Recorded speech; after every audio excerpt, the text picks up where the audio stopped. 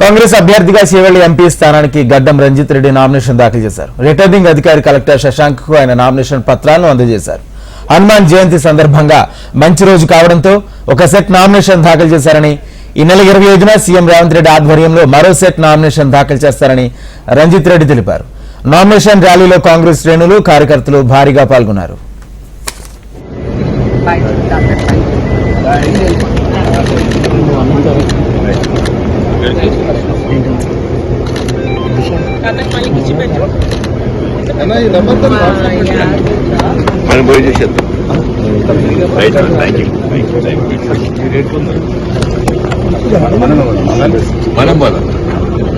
अपन जाके साइड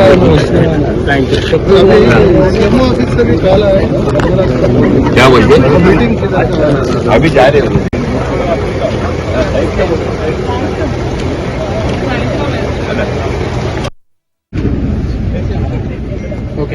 అందరికీ నమస్కారం. ఈరోజు కాంగ్రెస్ పార్టీ అభ్యర్థిగా హస్తం గుర్తు మీద పోటీ చేస్తున్న నేను first set of nomination file చేయడం జరిగింది.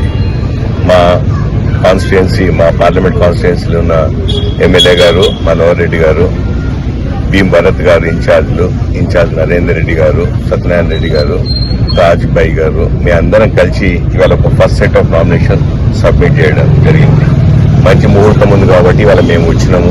25 రోజు మరి సెకండ్ సెట్ ఆఫ్ నామినేషన్ ని ర్యాలీ తీసి గౌరవనీయులు మన ముఖ్యమంత్రి వర్యులు రేవంత్ రెడ్డి గారు కూడా సమక్షంలో సెకండ్ సెట్ ఆఫ్ నామినేషన్ 25 రోజు సబ్మిట్ చేయడం జరుగుతుంది. అందరినీ నేను మనవి చేసుకుంటున్నా, హస్తం గుర్తుకు ఓటేయండి, కాంగ్రెస్ పార్టీకి సపోర్ట్ చేయండి, హస్తం ఇన్నేస్తామని చెప్పి ముందుకు సాగుదామని కోరుకుంటున్నాను.